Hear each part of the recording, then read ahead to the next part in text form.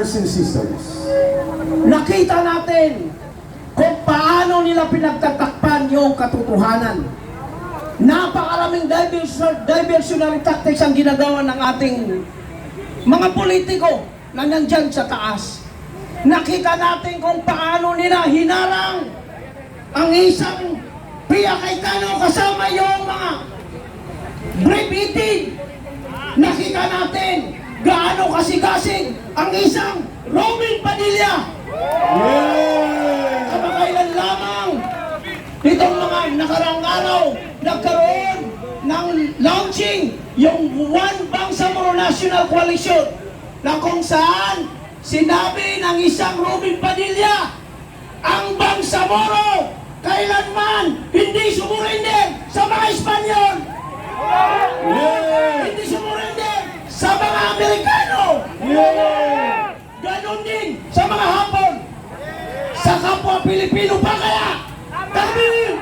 Kaya nakikita natin ang isang Robin Padilla ay malakas na naninindigan dyan sa taas. mabuhay! Mabuhay si Kaya Senator dapat Robin. natin ipagpugay sa kanya yung ipinamalas niya ang katapangan kanina. Kaya marapat lamang na siya ay tindigan natin, siya ay suportahan natin. Yes! Nakikita natin, inuulit ko, ang tuluyang pagyurap nila sa ating mga karapatan. Ano itong karapatan na sinasabi ko? Ang malaman ng katotohanan, ang malaman kung sino-sino yung mga tumanggap ng mali-malita na umabot ng halos 1 trilyon na kung saan, kung yon ay nagamit para sa kahirapan, para sa poverty, para sa education, ay hindi sana tayo naghihirap ngayon. Kaya ngayon pa lang, huwag nilang hindi makatanungan ang ginagawa nilang pagtatakip sa katotohanan. Kaya tayo ay umasa ngayon sa pamamagitan ng Blue Ribbon Committee. May sisiwalat lahat ng mga ginagawa nilang kalokohan. May sisiwalat kung sino-sino ang tumanggap ng mali-malita bilang siyon kapalit ng pagsasabi ng katotohanan. Pero isa lang ang natitiyak ko sa inyo, kung sakaling palarin ng isang Sara Duterte sa 2028, lahat ng yan ay makukulong. Ipakukulong ba natin sila? Ipakukulong. Bibitain, sabi ni Vince, no? Thank you, Brother Alan, ha? So, Maraming salamat.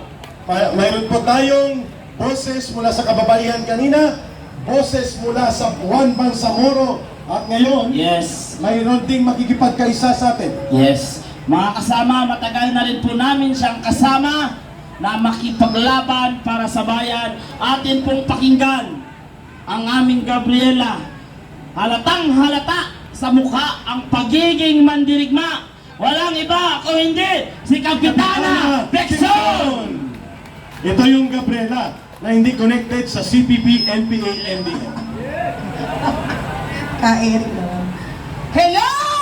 Yeah! Naririnig ba niyo ako dito sa harapan ng Senate? Yeah! Hello! Ang mga mali! Mula ang Pilipinas! Ang sa lahat ng sulok ng mundo! Yeah! Nandito kami ngayon sa harapan ng Senate. At lahat naman nandirito, kung aking natatandaan, ang inyong lingkod ay nag-umpisa pa noong September 13. Yes! Dahil ako'y nakatira sa Barangay Payatas, malapit lang sa amin yung Batasan Pambansa. At noong September 15, doon nag-umpisa ang aking tagumpay. Dahil nag-resign yan si Romualdez. Romualdez. Kung titingnan natin, ang problema natin ay nag-umpisa sa Batasang Pambansa. Pero una pa, ang problema ng bansang Pilipinas ngayon ay nag-umpisa nung nakaraang eleksyon, noong 2025. Bakit ko nabanggit yun? Tayo ay naghalal ng mga senador. At dahil yung mga senador na hinihalal natin ay kakampi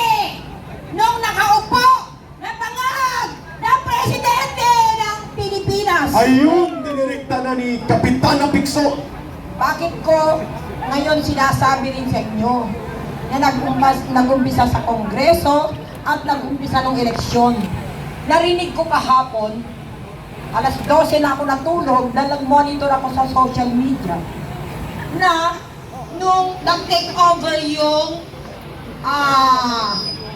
grupo ng minority, hawak na natin ang majority. Nung nagkaroon tayo ng rally doon sa Bata sa Pambansa, nung May 11, alam naman natin na hindi natin makukuha yung majority ng boto ng mga congressman. Kasi nabili na, nabayaran na, nakuha na nila lahat ang pondo sa pamagitan ng asawa ni Romualdez, yung si Yeda Romualdez, na may hawak ng committee ng gobyerno ni Bangag Bongbong Marcos. Tama ba yan? Yes! Kaya noong nagkaroon nung Lunes, sila ay nag-walk out, yung mga lefties. Ang kalaban naman namin, hindi lang si Bongbong Marcos. Kung baka sa pinuno ng bansang Pilipinas, si Bongbong Marcos ay dapat nang patayin yung puno na yan! Bakit? Bakit? Kasi yung puno na yan ay may mga sanga. Nagsanga-sanga na ng mga magnanakaw. Yun ang problema natin. Diba? Yun ang root ng ating problema. Dahil itong asawa ni George Garcia, kahapon ko lang nalaman, dala ninyong lingkod, naglingkod ako sa Barangay Payatas for almost 18 years. Ang pinag-usapan doon, legal na salita. Hindi ba ko lawyer? Pero as per my experience, bilang 8 years na naging kapitan, 10 years na naging kagawad, yung quorum. Quorum. Ano ba ibig sabihin ng quorum? Ang simpleng ibig sabihin ng quorum ay 1/2 plus 1. Kaya kung meron tayong 24 na senator, divided by 2, 12 plus 1. 13. 13. Hindi 12. Ilan ba yun nandun sa Senado kapon? 12 lang eh. Oh, 12 ho. Kaya ibig sabihin, bakit nagkaroon ng quorum? Bakit nagkakaroon ngayon ng kaguluhan? Dahil nga, yung legislative secretary, nakababa ko doon, kuya. Deputy Secretary for Legislative Tama ba Division. ko Yes. Tama ba ko doon? Siya ang nagdeklara ng quorum. Quorum. Si Marivic Laurel Garcia. Kaya kung titingnan natin mga kababayan ko na mga Pilipino,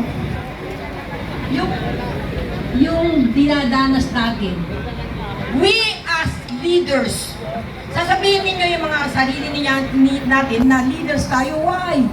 Because nanggaling pa tayo sa iba't ibang lugar. With our own money, with our own pocket. Magmula pa noong September, sabi ko, Lord, 8 buwan na ako dito sa pakikibaka. Bakit po ang inyong lingkod? 71 years na, nandito para makibaka. Ayun. Nandito para manguna. Unang-una, ako po ay produkto ng 1986 Revolution. Oh, mga veterano sa EDSA. 31 years nang ako noon. Ngayon po, 71 years na ako. Pero nandito pa ako. Pinagtataka. Bakit? Kasi nakita ko na inaabuso ni mga Bongbong Marcos ang ating demokrasya. Tama. Tama ba yung kain? Yes, agree. At the same time, kaya po ako ay nagsusumigasig at pupunta rito kahit po ay hindi magandang aking kalusugan. Dahil sa isa po ako sa complainant noong 60 billion na pondo natin sa PhilHealth. Meron ng Supreme Court order Yes. para ibalik. Naibalik ba? Binalik na pero tayo ang nagbayad. Ay, ibig sabihin, Thank you. Ibig sabihin- Kapitana, sinabi niya, ibinalik ba? Ibinalik, pero kinarga sa atin. okay. Ang nawala, wala na. Parang niluto tayo sa sarili ng mga Exactly, Pilipino. Kapitana. Kaya tayo may papayag. Papayag ba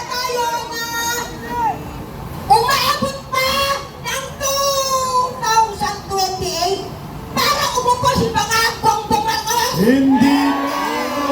Hindi no!